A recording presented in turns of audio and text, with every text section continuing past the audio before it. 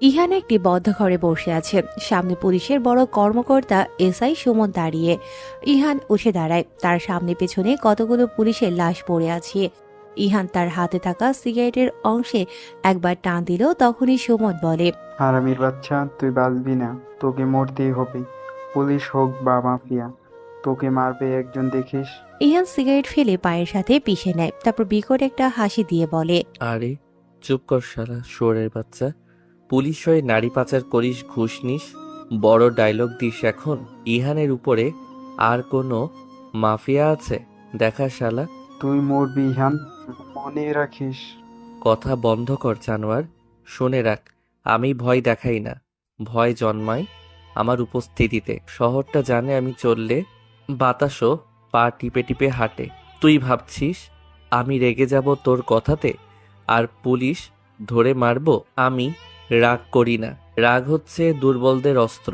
আমি সিদ্ধান্ত নেই, আর আমার সিদ্ধান্তে মানুষ ওঠে, আবার আমার সিদ্ধান্তেই পড়ে যায়। শক্তি বন্দুকে নয়, শক্তি সেই জায়গায় যেখানে মানুষ বন্দুক তুলতেও ভয় পায়। আমাকে চিনিস না? শহরের দিনের আলোতে আমি বড়লোক বাবার বকে যাওয়া ছেলে, আর অন্ধকারে আমি একজন মাফিয়া। শোন, আমি প্রতিশোধ নেই না, সময়কে নির্দেশ দেই কার জায়গা কোথায়। যে আমার দিকে শত্রু হিসেবে দাঁড়ায় সে দাঁড়িয়ে থাকে ঠিক ততক্ষণ যতক্ষণ আমি দেখি আমার চোখ যখন অন্যদিকে সরে যায়, তার অস্তিত্ব নিয়ে সন্দেহ শুরু হয়ে যায়। মানুষ ভাবে তারা আমাকে চেনে, তারা শুধু আমার নীরবতা দেখে, কারণ ওরা জানে আমি কথা বললে এই শহর কাঁপে। Good bye officer. কথাটা বলেই ইহান তার কোমর থেকে পিস্তল বের করে সুমনের কপালে ঠাস করে গুলি করে। সুমন ছিটকে দেয়ালের কাছে গিয়ে পড়ে। সুমন পুলিশের লোক হয়েও নারী পাচার করে। আজ এক গাড়ি মেয়েদেরকে নিয়ে সে ইন্ডিয়াতে পাচার করতে চেয়েছিল। ইহান এসে তাকে আটকায়, কারণ ইহান এসব একদমই পছন্দ করে না। তাই সে ওর বন্ধু রাহুলকে নিয়ে নারী পাচার আটকাতে আসে। গাড়ি থেকে ওই লোকেরা মেয়েগুলোকে উদ্ধার করে নিয়ে যায়। ওরা গাড়ির কাছে আসে। হুট করে একটা মেয়েকে দেখতে পায় দুজন। ইহান মেয়েটাকে দেখেই চোখ সরাতে পারে না, সাথে সাথেই বলে, আহ ব্রো, দেখ মেয়েটা কি মারাত্মক সুন্দর। মন চাচ্ছে এখনই ওর সাথে রোম্যান্স করি, এই রাতের আধারে জঙ্গলের রাস্তা। উফ, সেই লাগবে। কিন্তু কি করবি, যাবি নাকি?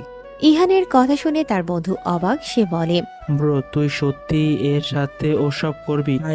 আগের মেয়েগুলোর মতো দেখতে মোটেও না, দেখে তো হিজাবি মনে হচ্ছে। সামনে থাকা মেয়েটির দিকে ইশারা করে বলে ওঠে রাহুল। তাৎক্ষণিক জবাবে ইহান বলে, আমি এতটাও খারাপ নই। রাহুল খানিকটা ভ্রু কুঁচকে তাকায় ইহানের দিকে। দুজনে এসেছিল মিশনে। মাঝখান থেকে সব মেয়ে উদ্ধার হলেও এই মেয়েটার দিকে ইহানের নজর পড়েছে। রাহুল তখনই বলে ওঠে, তাহলে ছেড়ে দিবি? ইহানের ঠোঁটে রহস্যময় হাসি ফুটে ওঠে। সেই হাসি ধরেই বলে ওঠে, আরে আমি এতটা ভালোও নই। রাহুল প্রশ্নের নজরে তাকিয়ে থাকে ইহানের দিকে। ইহান তা দেখে হেসে দেয় আর বলে, একটু ধৈর্য ধর, একটু পর সব জানতে পারবি। এখন ধর মেয়েটাকে, আগে এখান থেকে নিয়ে যাই। কিছুক্ষণ আগেই হুঁশ ফিরে বিন্দুর। চোখ পিটপিট করে খুলে আবার বন্ধ করে নেয় সে। আবার চোখ খোলার চেষ্টা করে সে। চোখ খুলতেই সবকিছু অন্ধকার দেখতে পায় সে। মুহূর্তেই বিন্দুর মুখখানা ভয় স্পষ্ট হয়ে ওঠে। তার কাছে মনে হয় হতে থাকে তার দম বন্ধ হয়ে আসে। অন্ধকারে মাথার হিজাব টেনে খুলে ফেলে সে। সারা শরীর ঘেমে একাকার হয়ে ওঠে তার। সাথে সাথে তার শ্বাস প্রশ্বাস দ্রুত বেগে বাড়তে থাকে। সে বিছানায় হাতড়াতে নামে, তারপর দেয়ালে গিয়ে ঠেকে। আর তখনই পাশে থাকা টেবিলের উপর ফুলদানিটা পড়ে যায়। বিন্দুর দম আটকে আসে। তার সাথে মস্তিষ্ক কাজ করা বন্ধ করে দেয়। সে দেয়াল হাতড়িয়ে দরজা খুঁজতে চেষ্টা করে যাচ্ছে, কিন্তু পারছে না। দুটি পা যেন অবশ হয়ে আসে তার। সে খোঁড়াতে দরজা খুঁজতে থাকে। দরজা পেয়ে এটা টানতে থাকে, কিন্তু বাহির দিক থেকে লাগানো বিধায় পারছে না খুলতে। তার উপর শরীর আর মস্তিষ্কের কথা শুনছে না। ধীরে ধীরে নিস্তেজ হয়ে যাচ্ছে। তারপরও দরজার ধাক্কা দিয়ে যাচ্ছে আর মৃদুস্বরে বলে যাচ্ছে, বিন্দু, কেউ আছো? প্লিজ দরজা খোলো, আমার অন্ধকারে ভয় করে, আমি মারা যাচ্ছি, প্লিজ দরজা খোলো। বিন্দুর এই মৃদু আর্তনাদ যেন সারা ঘরেই তার মতো আটকা পড়ে যায়। রিপিট হতে থাকে তার কানে। ধীরে ধীরে মাটিতে লুটিয়ে পড়ে বিন্দু। তখনই দরজা খুলে যায়, বাহিরের এক ঝলক আলো উকি দিতে থাকে ঘরের ভেতর। বিন্দুর তখনও হালকা চোখ খোলা। সে দেখে একটি ছায়ামূর্তিকে, যে ভেতরে প্রবেশ করে তার পাশে এসে বসে কিছু বলছে, যার আওয়াজ বিন্দুর কান পর্যন্ত পৌঁছায় না। ধীরে ধীরে চোখগুলো আবার বন্ধ হয়ে যায় তার। কি হয়েছে তোমার? এই মেয়ে, চোখ খোলো। কি হয়েছে তোমার? এই, কিছু বলো। হন্তদন্ত হয়ে পড়ে থাকা বিন্দুর মাথাটা কোলে নিয়ে তার গালে হালকা চাপড় দিতে দিতে বলতে থাকে ইহান। বিন্দুর কোনো সারা শব্দ না পেয়ে কোলে তুলে নেয় সে। প্রথমে ইহান বুঝতে পারেনি বিন্দুর জ্ঞান ফিরেছে, মানে সেই হিজাবি মেয়েটা জেগে গেছে। সে তখন পাশের রুমে বসে কম্পিউটারে কিছু কাজ করছিল। পাশের রুমে কিছু ভাঙার শব্দে দৌড়ে আসে সে, আর দরজা খুলে দেখে মেয়েটি মাটিতে পড়ে আছে, তার উপর ঘেমে একাকার। ইহান বিন্দুকে তার রুমে নিয়ে যায়, এসির পাওয়ারও বাড়িয়ে দেয়। এতক্ষণ পর্যন্ত মেয়েটিকে ভালো করে লক্ষ্য করেনি সে, যেহেতু তখন সেই হিজাব আর নেকাব পরা অবস্থায় ছিল। তাছাড়া এমন জায়গা থেকে তাকে নিয়ে আসে, কিছুই জানে না সে। কিন্তু আলোতে মেয়েটির চেহারা দেখতেই ধকধক করে ওঠে তার দিলের মাঝে। সেই স্থির চাহনিতে তাকিয়ে থাকে বিন্দুর দিকে, যেন আজ কত বছরের তৃষ্ণা মেয়েটায় সেই মেয়েটির সৌন্দর্য দেখে। ধীরে ধীরে স্পন্দন তীব্র হতে থাকে তার, সাথে সাথে ইহানের চোখ থেকে দুপোটা জল গড়িয়ে পড়ে। মেয়েটির সেই মায়াময়ী মুখখানি দেখে পুরনো স্মৃতি মনে পড়ে যায় ইহানের। পরক্ষণে চোখ মুখ শক্ত করে দুহাত মুঠ করে বলতে থাকে সে, কাউকে ছাড়বো না আমি। সব কটাকে তার কর্মের ফল পেতেই হবে। আর আমি দেব সব, গুনে গুনে সবাইকে মেরে ফেলবো। বিন্দুকে বিছানায় শুইয়ে দিয়ে ঘর থেকে বের হয়ে যায় ইহান। কখন থেকে কলিং বেল বেজেই যাচ্ছে ইহানের বাসার। দরজা খোলার কোনো নাম নেই। এখন রীতিমতো হাত পা ছুড়ে দরজা ধাক্কাতে থাকে ঝিনুক। এ বাসায় ইহান আর তার সার্ভেন্ট জোজো থাকে। জোজো বাজারে গেছে, ইহান কাজ করছে বাড়ির ভেতরে। ইহান এত জোরে জোরে আওয়াজ পাওয়ায় সিঁড়ি বেয়ে নেমে আসে নিচে। ভাবতে থাকে এই সময় কে এলো, আর রাহুলের কাছে চাবি আছে, সে এমন করবে না। তবে কি জোজো আসলো? হাতের ঘড়ির দিকে তাকিয়ে আবারও বলে, জোজোর এখন আসার কথা না। ইহান আর কিছু না ভেবে দরজার কাছে যায়, নয়তো আবার ভেঙে ফেলবে দরজা। দরজা খুলে কিছুটা চমকে ওঠে ইহান। তুমি? বাহিরে দাঁড়ানো মেয়েটি ইহানকে একটু ধাক্কা দিয়ে ভেতরে ঢোকে। সে বলতে থাকে, এতক্ষণ লাগে তোমার দরজা খুলতে? জানো সেই কখন থেকে? কথার মাঝেই একরাশ বিরক্তি নিয়ে ইহান বলে ওঠে, কেন এসেছো? আর আমার ঠিকানা কই পেলে? ভয় পেও না, আমি তোমার কার্ড রেখে দিয়েছিলাম সেদিন রাতে। মেয়েটি ইহানের কাছে ঘেঁষতে থাকে ধীরে ধীরে। ইহান ভ্রুকুচকে তাকায়। মেয়েটি ইহানকে জড়িয়ে শার্টে কিছু খুলে থাকা বোতামের উপর দিয়ে ইহানের লোমহীন বুকে চুমু খেয়ে বলতে থাকে, মনে আছে তোমার সেই রাতের কথা? আমি যে ভুলতে পারিনি তোমার করা কঠোর স্পর্শকে। সেদিন মনে হয়েছিল যেন তোমার মনের রাগ সব আমার উপর দিয়ে শেষ করতে চাইছো। আমি যে তোমার স্পর্শর প্রেমে পড়ে গেছি, আর যে ওই স্পর্শ খুব করে পেতে ইচ্ছে করছে, তাই তো ছুটে এসেছি। ইহান ঝিনুকের কথাতে যতটা না অবাক হয়, তার চেয়ে দ্বিগুণ বিরক্ত হয়, যা তার চোখে মুখে স্পষ্ট বোঝা যেতে থাকে। সে ঝিনুককে নিজের থেকে ছাড়িয়ে ঝাটকা মেরে সরিয়ে দেয়। ঝিনুক পড়তে গিয়েও নিজেকে সামলে নেয়। ঝিনুকের রাগ লেগে যায়। সে ইহানের দিকে তাকিয়ে চিৎকার করে বলে ওঠে, তোমার সাহস কি করে হয় তুমি ঝিনুক শেখকে ধাক্কা দাও? তুমি কি জানো আমি কে? ইহান ভাবলেশীনভাবে নিজের শার্ট ঠিক করতে করতে বলে ওঠে, হ্যাঁ জানি তুমি কে। আমি কেন, পুরো শহর এখন জানে তুমি কে। তুমি হচ্ছ সে যার একটি খুব হট অশ্লীল ভিডিও বের হয়েছে, যেখানে বোঝাই যাচ্ছে ঝিনুক শেখ তার সবকিছু একটি অপরিচিত ছেলের কাছে, যেখানে এও বোঝা যাচ্ছে যে ঝিনুক ছেলেটির সাথে স্বেচ্ছায় সেই খেলায় তাল দিয়ে যাচ্ছে। আর কিছু শুনতে চাও? চুপসে যাওয়ার মতো মেয়ে ঝিনুক না। সে এবার জোর গলায় বলতে থাকে, সব তুমি করেছো? কেস করব আমি তোমার নামে। ইহান এবার সোফার উপর পায়ের উপর পা তুলে খুব আরাম করে বসে বলতে থাকে, হ্যাঁ, কেন নয়, করতেই পারো। কিন্তু যখন তোমার কাছে প্রুফ চাইবে তখন কি করবে আমাকে একটু বলবে দয়া করে? এবার কথা নেই মুখে ঝিনুকের। সে চুপ করে যায় আর ভাবতে থাকে সেই ভিডিওতে যা আছে সবটাতে এ প্রমাণ হয়ে যাবে ঝিনুক স্বেচ্ছায় তার সাথে জড়িয়েছে, আর ইহানকে সেখানে দেখাই যাচ্ছে না। আর দেখা গেলেই হবে আর কি, এখানে দুজনের মত আছে বোঝাই যাচ্ছে। সে এবার নরম হয়ে যায়, ইহানের কাছে গিয়ে বলতে থাকে, প্লিজ আমাকে ফিরিয়ে দিও না। বিশ্বাস করো আমি এত ছেলেদের সাথে ডেটে গেছি, কেউ তোমার মতো সুখ দিতে পারেনি। প্লিজ আমাকে আপন করে নাও। এবার ঝিনুক জোর করে ইহানের ঠোঁট আয়ত্ত করতে যায়। তখনই ইহান উঠে যায় আর ঝিনুককে টানতে টানতে বের করে দেয় ধাক্কা দিয়ে। তারপর চিবিয়ে চিবিয়ে বলে ওঠে, আমি কোনো মেয়ের সাথে দ্বিতীয়বার শুই না, তাও আবার তোমাদের মতো ছেঁচড়াদের সাথে। আর হ্যাঁ, আমার বাড়ির ত্রিসীমানায় তোমাকে দেখলে উল্টো কেস করে দেব। পরে যতটুকু তোমার বাপের সম্মান আছে তাও যাবে। So go to hell. ঝিনুকের মুখের উপর দরজা লাগিয়ে দেয় ইহান। ঝিনুক যেন তা হজম করতে পারে না। সে বাহিরে দাঁড়িয়ে ইহানকে গালাগাল করতে থাকে। না পেরে পায়ে হিল ছুঁড়ে মারে দরজায়। সেই পর্যায়ে সে জুতো জোড়া তুলে বের হয়ে যায় ইহানের বাড়ি থেকে। আর ইহানও দুটো গালি দিয়ে হাসতে থাকে। কিন্তু কেন? ঝিনুকের সাথে ইহানের কি সম্পর্ক? মাসখানেক আগের কথা। ভোর 5টা বাজে। ইহানকে জড়িয়ে ধরে আরামসে ঘুমোচ্ছে কাল রাতের সেই ক্লাবের মেয়ে ঝিনুক। ঝিনুককে নিজের শরীর থেকে সরিয়ে বিছানায় শুইয়ে দেয় ইহান। তারপর এলোমেলোভাবে পরে থাকা কাপড়গুলো গায়ে পরে নেয় সামনের ড্রেসিং টেবিলের আয়নার দিকে তাকিয়ে। আয়নায় ইহান নিজের প্রতিচ্ছবি না দেখে পেছনে গভীর ঘুমে থাকা ঝিনুককে দেখে বাঁকা হাসে আর বলে, কাল থেকে আর কারো বেডে যাওয়ার ক্ষমতা থাকবে না, মিস ঝিনুক। ইহান আর পেছনে না তাকিয়ে রুমের দরজা দিয়ে হাত ফোল্ড করতে করতে বের হয়ে যায়। ইহানের চোখে মুখে প্রশান্তির হাসি। সে গাড়ির দরজা খুলে গাড়ির ভেতরে বসে। তারপর গাড়ি স্টার্ট দিয়ে সা করে চলে যায় সে। ওদিকে বিছানায় শায়িত ঝিনুক ঘুমের মাঝে বিছানার ওপর পাশ হাতড়াচ্ছে চোখ বন্ধ করেই। পাশে কাউকে না পাওয়ায় চোখ মেলে তাকিয়ে দেখে তার পাশে কেউ নেই।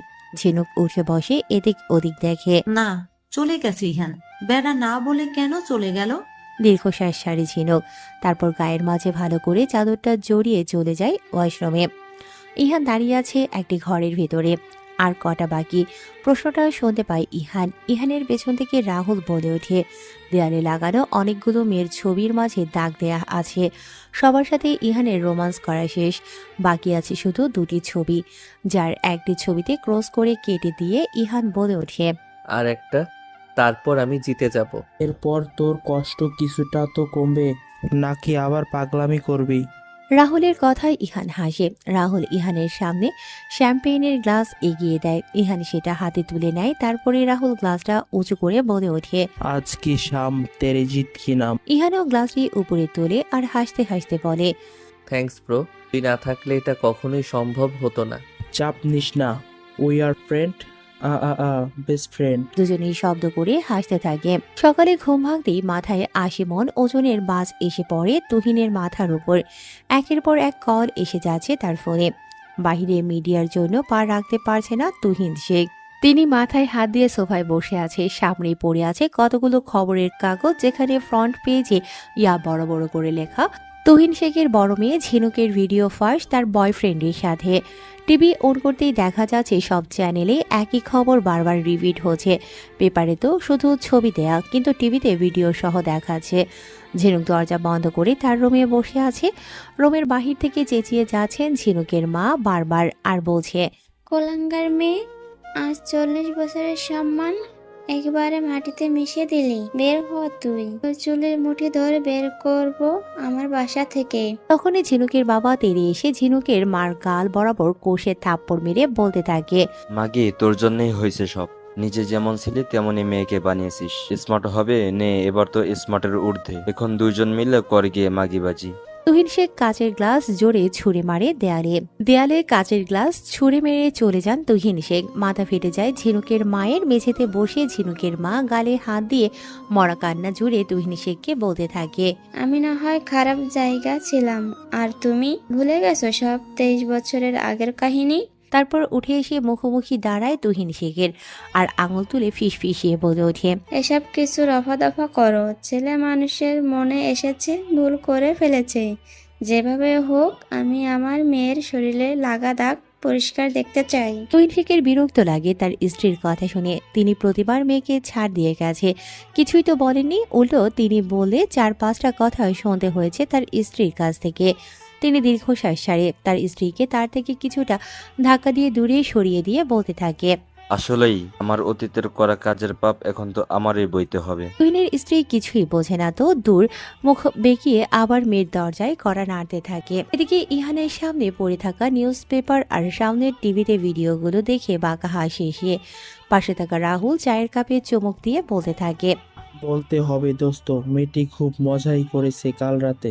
ভিডিও দেখে মনে হচ্ছে তোর থেকে এনজয়ও বেশি করেছে। গম্ভীরভাবে বলে ইহান রাহুল পিঠে চাপড় মেরে বলে উঠল। তোর কষ্ট যে এখন ভারী পড়ে ওদের ওপর। এক চোখ টিপ মারি রাহুল। ইহান মৃদু হেসে বলে ওঠে। এই কষ্টই যে ওদের ধ্বংস করতে যথেষ্ট। এখন চল, এই হিজাবি মেয়ের সাথে দেখা করতে হবে। বিন্দু, কি করবি তার সাথে? মেয়েটাকে তো নিয়ে আসলি পুলিশদের থেকে। ভাবছি বিয়ে করব। কি? হ্যাঁ। কথাটা বলে উঠে চলে যায় ইহান। ইহানের যাওয়ার দিকে চেয়ে থাকে রাহুল। এটাই ছিল ঝিনুকের সাথে ইহানের সম্পর্ক। তাই আজ ঝিনুক এসেছিল ইহানের সাথে দেখা করতে। উল্টে ইহানই সবকিছু ভাইরাল করে দিয়েছে। অপরদিকে খাটের উপর বসে কেঁদে যাচ্ছে বিন্দু আর ভেবে যায় কি থেকে কি হয়ে গেল তার জীবন। ৭২ ঘন্টা আগেও সব ঠিক ছিল। এই ৭২ ঘন্টায় তার জীবন পুরোটাই পাল্টে দিয়েছে ইহান নামক ব্যক্তি, যে কিনা বর্তমানে তার স্বামী। কিছুক্ষণ আগে তাদের বিয়ের কার্য শেষ হয়। বিন্দু না চাইতেও এ বিয়ে করতে রাজি হয়, নয়তো তার বাপ ভাই এখন জেলে থাকতো। বিন্দু মনে মনে ভাবে তার বাবা যে এত বড় পাপের সঙ্গে জড়িয়ে আছে সে স্বপ্নেও কল্পনা করেনি। ছোটবেলা থেকেই দেখছে তার বাবা সমাজের চোখে খুব সৎ, ধার্মিক এবং পরোপকারী একজন মানুষ। তার ভাইও বাবার দেখানো পথেই চলে। কিন্তু ইহান এসে যে সত্যিটা সামনে আনে তাতে বিন্দুর পায়ের নিচের মাটি সরে যায়। তার বাবা এবং ভাই যে নারী পাচারের এই জঘন্য চক্রের সঙ্গে যুক্ত তা বিশ্বাস করা তার জন্য অসম্ভব ছিল। ইহান যখন সমস্ত প্রমাণ তার সামনে রাখে তখন তার অবিশ্বাস করার উপায় থাকে না। ইহান সরাসরি প্রস্তাব দেয়, হয় সে ইহানকে বিয়ে করে তার স্ত্রী হবে, নয়তো তার বাবা ভাইকে সারা জীবন জেলের খানি টানতে হবে। এমন পরিস্থিতিতে বিন্দু কোনো উপায় না দেখে পরিবারের সম্মান বাঁচাতে রাজি হয়ে যায়। কিন্তু এই লোকটার মতো একজন মাফিয়া টাইপের মানুষকে বিয়ে করা যে তার জীবনের কত বড় ভুল তা সে জানে না। তার বাগদত্তা ঋষাদকে সে ভালোবাসে, যাকে এখন সে কোনো উত্তর দিতে পারে না। তার জীবন এখন এক অজানা অন্ধকার সুড়ঙ্গের দিকে এগিয়ে যায়। বিয়ের আগে রাহুলের সাথে ইহান কথা বলে সেই অন্ধকার ঘরে আসে। বিন্দু তখনও বিছানায় শুয়ে ঘুমোচ্ছে। সেই সময় ঘুমন্ত বিন্দুর মুখে এক জগ পানি ঢেলে দেয় ইহান। চোখে মুখে এভাবে পানি পড়াতে ধরফর করে উঠে বসে বিন্দু। হঠাৎ এমন হওয়ায় হতভম্ব হয়ে যায় বিন্দু। কিছু বুঝে ওঠার আগেই হাতে টান পড়ে তার। হাতের দিকে তাকিয়ে বুঝতে পারে এই কাজটি সামনে থাকা লোকটির। বিন্দু ইহানের এভাবে হাতে টান দেয় যেন রাগ লাগছে। সে সাথে সাথে হাতটা ঝাড়া মেরে সরিয়ে চিৎকার করে বলে ওঠে। আপনার সাহস তো কম না, বলা নেই কওয়া নেই একজন পুরুষ হয়ে অপরিচিত মেয়ের হাত ধরে টানাটানি করছেন। ভদ্রতা জানেন না নাকি?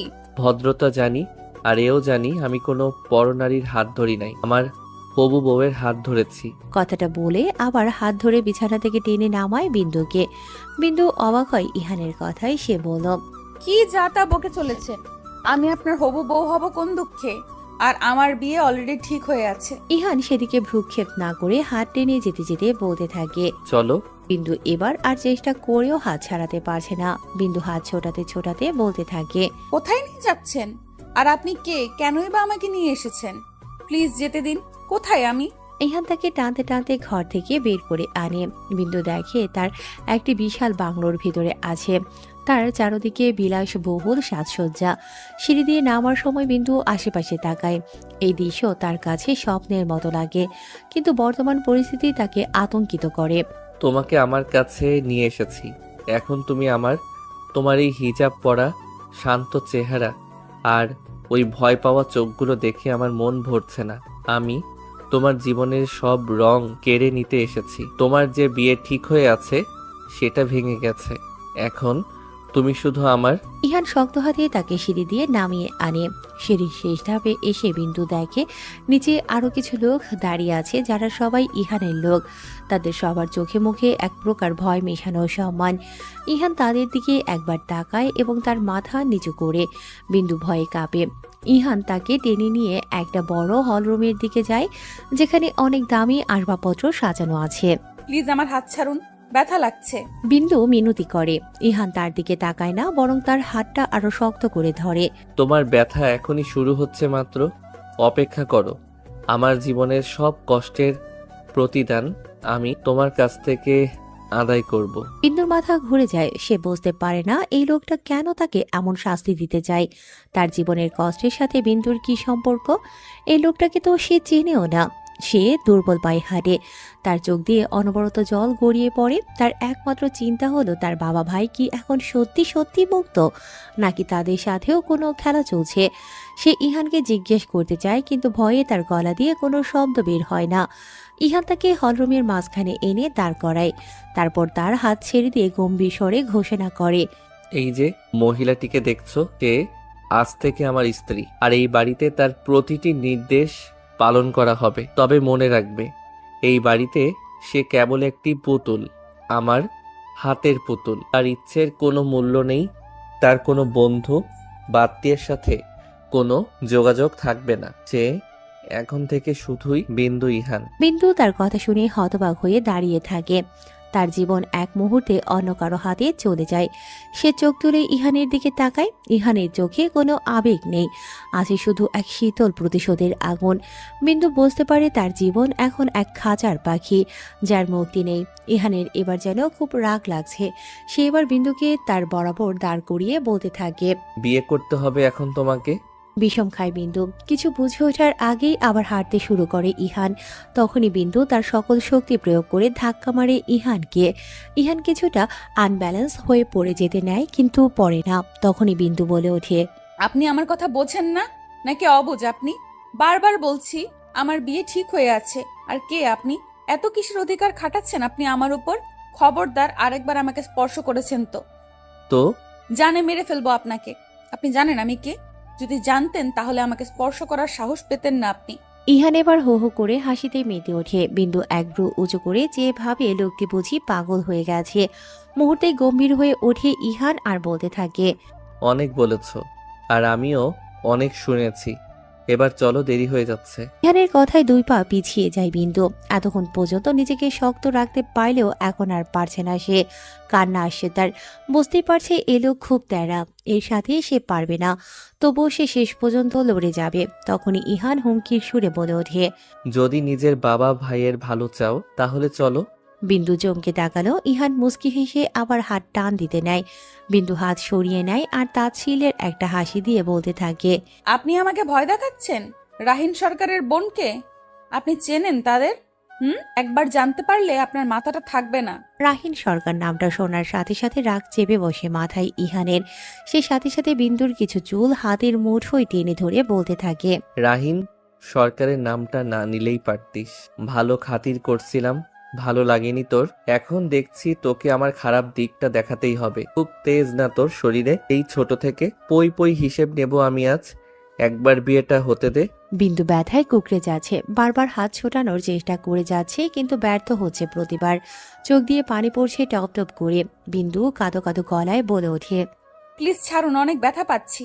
ইহান আরো জোরে টান দেয়। ব্যথায় আরো জোরে চিৎকার করে উঠল সে। ইহান এবার চুল টেনেই নিচে নামাতে নেয়, কিন্তু বিন্দু হার মানতে রাজি নয়।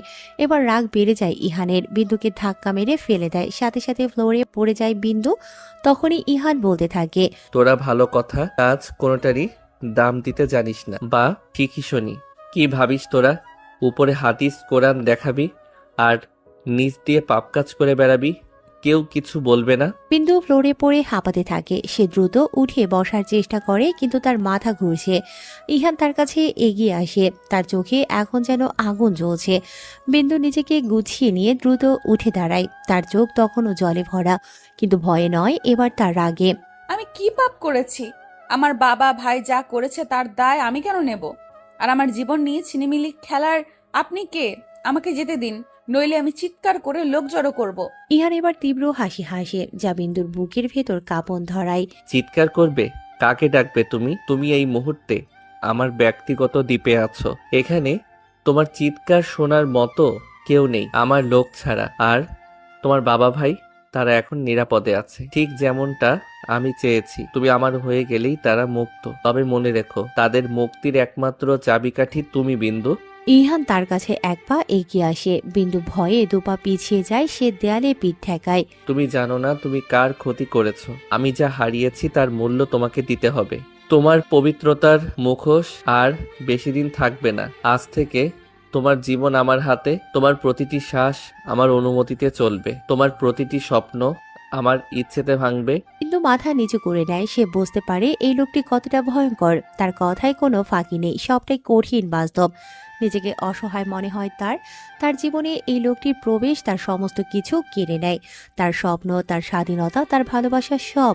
সে শেষবারের মতো করুণ চোখে ইহানের দিকে তাকায়। আপনি আমাকে মুক্তি দিন। আমি আপনাদের কথা দিচ্ছি, আমি আর কখনো আপনার সামনে আসব না। আমি আপনার কাছে হাত জোড় করছি, প্লিজ। হাত জোর? তুমি? এখন থেকে তুমি শুধু আমার সামনে হাঁটু গেড়ে বসবে, কারণ তুমি আমার। আর মুক্তি, সেটা আমার অভিধানে নেই। এখন চলো, দেরি হচ্ছে। আমি কোনো শুভ কাজ দেরি করে শুরু করি না। ইহান জোর করে বিন্দুর হাত ধরে। এবার বিন্দু কোনো বাধা দেয় না। তার শরীরের সব শক্তি যেন নিমিষেই শেষ হয়ে যায়। সে নীরব পুতুলের মতো ইহানের সাথে হেঁটে যায়।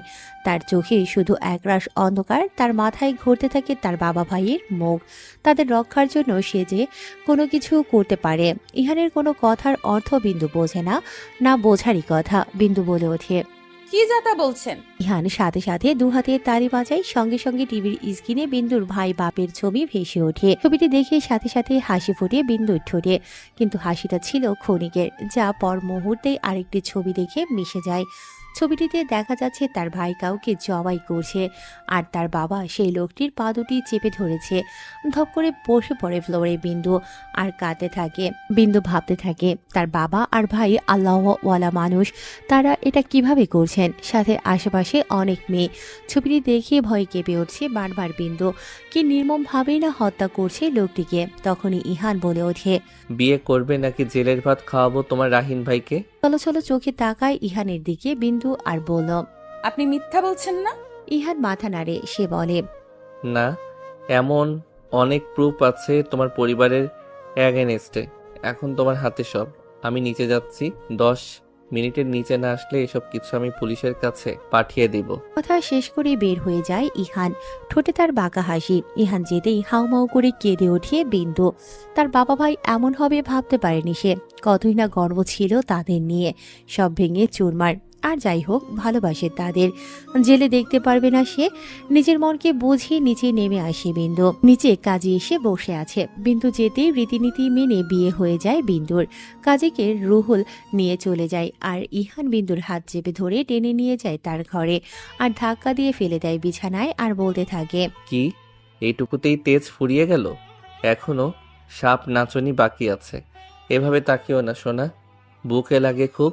যাও, রাতের জন্য তৈরি হয়ে নাও। আজ তো আমাদের বাসর রাত। ইহানের দিকে ঘৃণা নিয়ে তাকিয়ে থাকে বিন্দু। ইহান মুচকি হেসে চলে যায়। এটাই ছিল বিন্দু আর ইহানের বিয়ের ঘটনা। ইহান ছদ্মবেশী একজন পাওয়ারফুল মাফিয়া, তবে তা গোপনেই করে থাকে। যারা জানে মাফিয়া সে, তারা কেউ বেঁচে নেই। সেই তখন থেকে বিছানায় বসে কেঁদে যাচ্ছে বিন্দু। বিন্দু জানে তার আর কোনো পথ খোলা নেই। এই লোকটির হাতে সে এখন বন্দী। তার জীবন, তার ভবিষ্যৎ সবকিছু এখন এই নির্মম লোকটির খেয়াল খুশির উপর নির্ভর করে। সে নীরবে নিজের কপালের দোষ দেয়। কেন তার জীবনে এমন হলো? সে তো কারো কোনো ক্ষতি করেনি। তার বাবার পাপের শাস্তি কেন তাকে পেতে হবে? সে তার জীবন থেকে পালিয়ে যেতে চায়, কিন্তু জানে এই দ্বীপের মতো জায়গা থেকে পালানো অসম্ভব। সে কেবল সৃষ্টিকর্তার কাছে প্রার্থনা করে। আর সন্ধ্যা হয়ে আসে। বিন্দুর এদিকে ছটফটানি বাড়ছে। তখনই আজান দেয় সন্ধ্যার। বিন্দু হাত মুখ ধুয়ে অজু করে নামাজ পড়ে নেয়। তারপর দোয়া করতে বসে। অনেক দুর্বল থাকায় জায়নামাজেই শুয়ে থাকে বিন্দু। জায়নামাজকে আঁকড়ে ধরে সে যেন কোনো এক আশ্রয় খুঁজে নিতে চায়। বাইরের পৃথিবীতে তার আর কোনো নিরাপদ স্থান নেই। সময় গড়িয়ে রাত প্রায় 12টা। বিন্দু হয়তো অজান্তেই কিছুটা তন্দ্রাচ্ছন্ন হয়ে পড়ে। শরীরে কারো ঠান্ডা হাতের স্পর্শ পেয়ে শিহরিত হতে থাকে বিন্দু। স্পর্শ গভীর হতেই জেগে যায় বিন্দু। চোখ মেলে ইহানকে দেখে উঠে যেতে নেয় বিন্দু। দুর্ভাগ্য বিন্দুর, সে পারে না, কারণ তার হাত পা চারদিক দিয়ে বাঁধা খাটের সাথে। বিন্দু মিনতির সাথে বলতে থাকে, প্লিজ আমাকে ছেড়ে দিন, আমার কোনো ক্ষতি করবেন না। ইহানের যেন সেদিকে খেয়াল নেই। নেশাগ্রস্তের মতো সে বিন্দুর পায়ে তার ঠান্ডা হাত দিয়ে ছুঁয়ে দিয়ে যাচ্ছে বারবার। তার স্পর্শে বিন্দুর সারা শরীর কেঁপে ওঠে। ভয়ে তার মুখ দিয়ে কোনো শব্দ বের হয় না। তার শরীর স্থবির হয়ে আছে। তার চোখ দিয়ে শুধু জল গড়িয়ে পড়ে। ভয় পেও না সোনা, এটা তো শুরু মাত্র। আজ রাতটা তোমার জীবনের সবচেয়ে স্মরণীয় রাত হবে। আমি তোমাকে আমার সবটুকু দেব, যা তুমি কল্পনাও করনি। ইহান ফিসফিস করে বলে, তার কণ্ঠস্বর গভীর এবং মায়াবী, যা বিন্দুকে আরো আতঙ্কিত করে তোলে। বিন্দুর কাছে এই কণ্ঠস্বর কোনো ভালোবাসার শব্দ নয়, বরং একটি বিষাক্ত সাপের ফোঁস শব্দ মনে হয়। ধীরে ধীরে ইহানের হাত উপরে উঠতে থাকে আর স্পর্শগুলো গাঢ় হতে থাকে।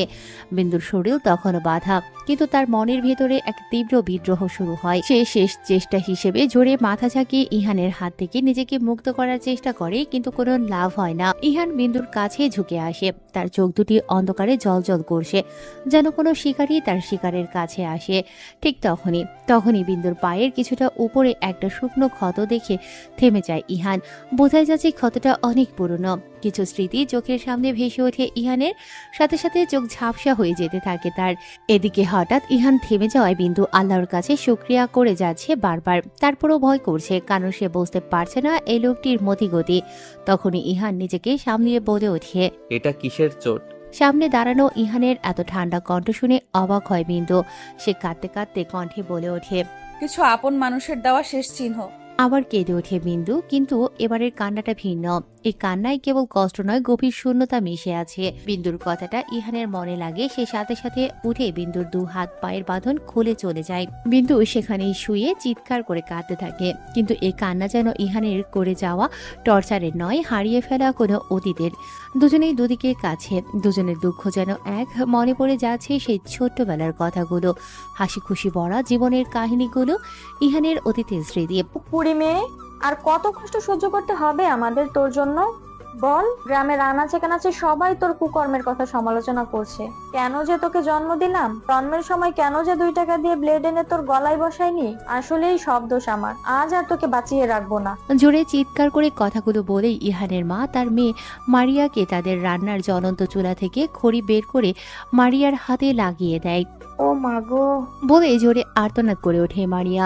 তখনই পাশের বাড়ির কিছু মহিলা দৌড়ে আসে মারিয়ার বাড়িতে। কিছু মহিলা মারিয়ার হাতে পানি দেয়, আর কিছু মহিলা মারিয়ার মাকে আটকিয়ে রাখে। নিজেকে ছাড়ানোর চেষ্টা করতে করতে মারিয়ার মা বলে ওঠেন, ছাড়েন আপা, আজ এই মুখ পুরীরে আমি মাইরা ফেলবো, নয়তো আমি মরবো। এদিকে 17 বছরের মারিয়া থরথর করে কাঁপছে তার মার এই অবস্থা দেখে, আর তার ঝলসে যাওয়া হাত আরেক হাতে ধরে মাটিতে বসে কান্না করে যাচ্ছে সে। মারিয়ার মাথায় কিছু ঢুকছে না। সেই তো সকালে ধোয়া ওঠা গরম ভাত ফু দিতে দিতে খাইয়ে আদরের সহিত স্কুলে পাঠালো। স্কুল থেকে আসতে না আসতেই এসব শুরু হয়ে গেছে। আজ তার মার এমন ভয়ানক রূপ দেখে যেন শকে চলে গেছে সে। তার পাশেই তার 7-8 বছরের ছোট ভাই ইহান জড়িয়ে ধরে কেঁদে যাচ্ছে। বলে পাশের চাপ কল থেকে চেপে 1 জগ ঠান্ডা পানি এনে মারিয়ার মার মাথায় ঢাললেন, আরো একটু খাওয়ালেন। এরপর যে যার বাসায় চলে যায়। রয়ে যায় মারিয়ার মা, মারিয়া ও তার ভাই ইহান। ফ্যালফ্যাল চোখে একবার মায়ের দিকে তো একবার বোনের দিকে তাকাচ্ছে ছোট ইহান। সেদিনটি কোনো রকম পার হয়ে যায়। মারিয়া নিজের ভাইকে নিয়ে ঘরে এসে হাত মুখ ধুয়ে খাইয়ে ঘুম পাড়িয়ে দেয়। তখনই ইহানের মা ঘরে আসেন, মারিয়াকে ধরে হাউমাউ করে কেঁদে দেন। পোড়া হাতটায় চুমু এঁকে দেন তিনি, আর বলতে থাকেন, মারে মাফ করে দিস আমায়, আমি কেমনে পারলাম আমার বাচ্চা মেয়েটারে মারতে। বলেই কাঁদতে থাকে। তখন ইহান ঘুমোয়নি। চোখ খুলে মা আর বোনকে এভাবে দেখিয়ে খুশি হয় অনেক এবং জড়িয়ে ধরে তাদের। তখনই তাদের বাবা আসেন আর বলতে থাকেন, আমাকে বাদ দিয়ে গ্রুপ ভাগ করা হচ্ছে। বলে তিনিও যোগ দিলেন। 4 জন মিলে গ্রুপ হাগ করে একটি হাসি খুশি পরিবার তাদের, যেখানে ভালোবাসার শেষ নেই। তখন মারিয়া স্কুলে যাওয়ার পর কিছু আল্লাহওয়ালা মানুষ আসে, এসে নানা কথা শুনিয়ে যান তাদের মাকে, যারা দূর থেকে শুনতে পায় ইহান। তখন লোকগুলো বলে গেছে মারিয়া অনেক খারাপ হয়ে গেছে। মারিয়া ছেলেদের সাথে ঘোরাঘুরি করে বাকি মেয়েদের খারাপ করে দিচ্ছে। মারিয়ার মা ভালো করে জানে এই লোকগুলো মুখে যা দেখাচ্ছে ভেতরে তারা হচ্ছে নিকৃষ্ট পিশাচ। তাদের ছেলে 2 বার খুন করে জেল খাটছে, আর সেই ছেলের জন্য বিয়ের প্রস্তাব পাঠায় তারা। মানা করার পর থেকেই মারিয়াকে খারাপ বলে যায় প্রতিনিয়ত। এ নিয়ে অনেক বিরোধিতা করেন মারিয়ার বাবা, কিন্তু খারাপ মানুষদের সাথে কেউ কি পেরে উঠেছে কখনো? তার উপর তারা ওই গ্রামের সব থেকে ধনী, যার জন্য মুখ খুলতে ভয় পায় সবাই। আমাদের সমাজে এমন অনেক নিকৃষ্ট প্রাণী আছে যারা মুখোশ পরে থাকে আল্লাহওয়ালা হওয়ার, আর সেই মুখোশের পেছনে তারা নানান রকম হট্টগোল করে যায় প্রতিনিয়ত। পরের দিন রীতিমতো স্কুলের জন্য হাসি খুশি পা বাড়ায় মারিয়া, কিন্তু সেই হাসিটা যে তার শেষ হাসি ছিল জানা ছিল না মারিয়ার মার। মারিয়া যখন স্কুলে পৌঁছায় তখন সেই তথাকথিত আল্লাহওয়ালা লোকগুলোর ছেলে ও তার বন্ধুরা মিলে তাকে ঘিরে ধরে। তারা মারিয়াকে জোর করে টেনে একটি পরিত্যক্ত গোডাউনে নিয়ে যায়। মারিয়া প্রাণপণ চিৎকার করে, কিন্তু কেউ এগিয়ে আসে না। গ্রামের সবাই তাদের ভয় পায়, তাই কেউ মুখ খোলে না। ইহান স্কুল থেকে ফেরার পথে দূর থেকে কিছু দেখতে পায়। তার দিদি মারিয়ার স্কুল ড্রেস পরা ছেঁড়া ওনাটা গোডাউনের দরজার কাছে পড়ে থাকতে দেখে সে। তার ছোট্ট বুকটা ভয়ে কেঁপে ওঠে। সে দ্রুত দৌড়ে গিয়ে তার বাবাকে খবর দিতে যায়। তার বাবা দ্রুত কিছু লোক নিয়ে সেখানে পৌঁছান, কিন্তু ততক্ষণে অনেক দেরি হয়ে যায়। গোডাউনের ভেতরে মারিয়ার নিথর দেহ পড়ে আছে, তার শরীর ক্ষতবিক্ষত, পোশাক ছেঁড়া। বাবা মা তাদের মেয়ের এমন অবস্থা দেখে সেখানে জ্ঞান হারান। ছোট্ট ইহান এই দৃশ্য দেখে শকে চলে যায়। সেই দিনে সেই নির্মম দৃশ্য ইহানের চোখে এখনো লেগে আছে। সেই লোকগুলো মারিয়ার উপর যে অকথ্য নির্যাতন চালায়, তার ফলস্বরূপ মারিয়া আর এই পৃথিবীতে থাকে না। কিন্তু গ্রামের ক্ষমতাশালী লোকগুলোর প্রভাবে এই ঘটনার কোনো বিচার হয় না। পুলিশকে টাকা দিয়ে কিনে নেয় তারা। মামলা ধামাচাপা পড়ে যায়। সেই লোকগুলো বুক ফুলিয়ে ঘুরে বেড়ায়, আর মারিয়ার পরিবার গ্রাম ছেড়ে শহরে চলে আসতে বাধ্য হয়। সেই দিন থেকে ইহানের মনে প্রতিশোধের আগুন জ্বলতে শুরু করে। তার সেই নরম সরল হাসি খুশি জীবন চিরতরে শেষ হয়ে যায়। তার দিদির দেয়া সেই আঘাতের চিহ্ন, যেটা জ্বলন্ত খড়ির আঘাতে হয়েছিল, সেই রকম চিহ্ন আজ বিন্দুর পায়ে ইহান দেখেছে, যা ইহানের অতীতের স্মৃতিকে জাগিয়ে তোলে। আর আজ ইহান বুঝতে পারে সেই চোরের দাগটা কোনো আপনজনের দেয়া চিহ্ন নয়, বরং বণ্ডিত এক কষ্টের স্মৃতি। ইহান সিগারেট চালায়, জানালার পাশে বসে ভাবতে থাকে তার বোন মারিয়ার কথা। সে আবার ভাবে, সেদিন স্কুল ছুটি হয় 5টায়, এখন বাজছে রাত 7টা। মারিয়া এখনো ঘরে ফেরেনি। মারিয়ার মা চিন্তিত হয়ে বাড়ির উঠোনে পায়চারি করছে। মারিয়ার বাবা গিয়েছেন মারিয়ার বন্ধু বান্ধবীদের বাসায় খুঁজতে। ইহান পাশে বসে তার মার পায়চারি দেখে যাচ্ছে।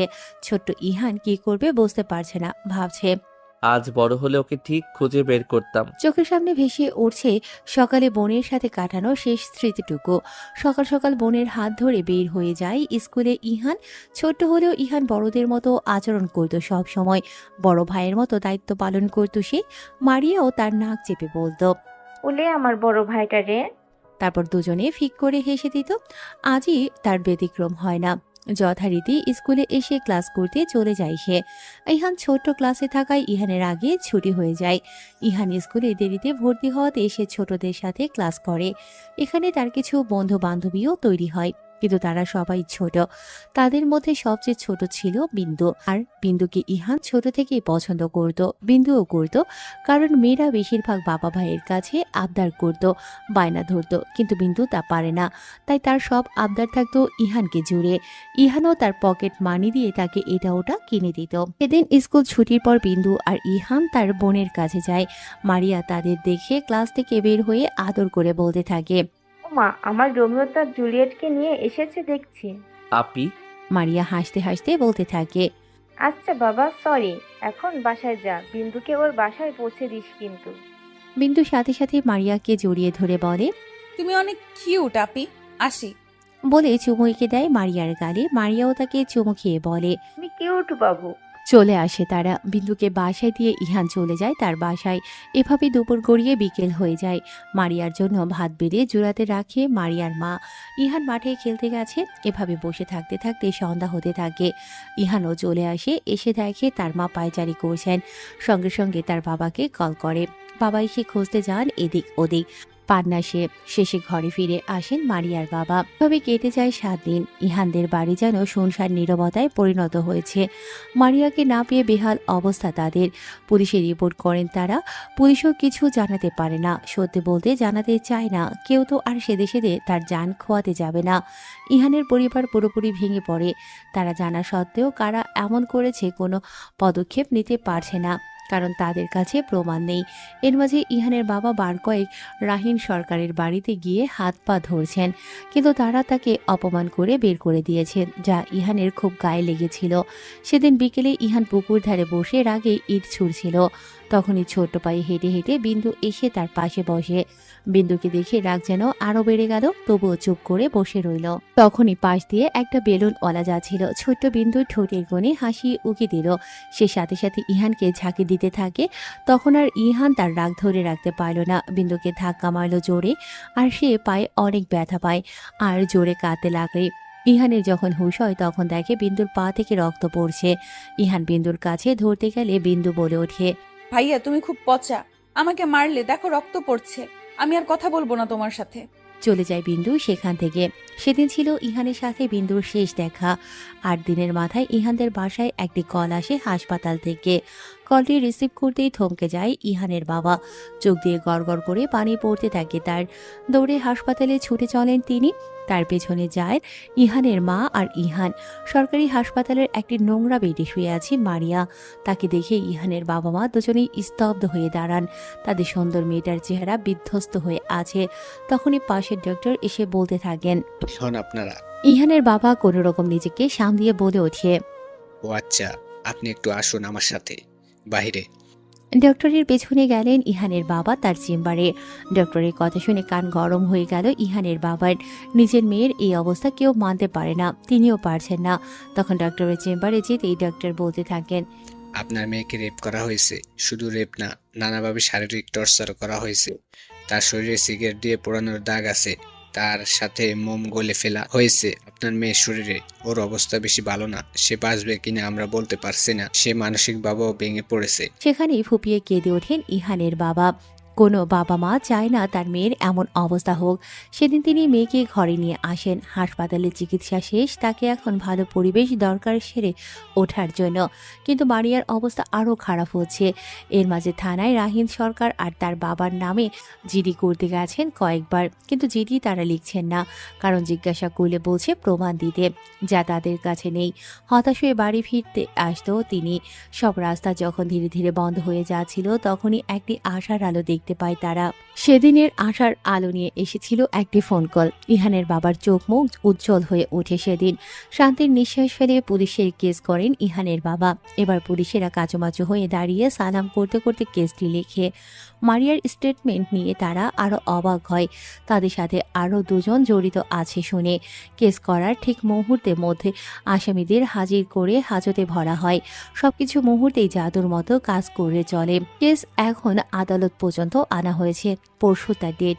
দিনগুলো কোনো রকমে কেটে গেল। বিপত্তি ঘটল আগের দিন।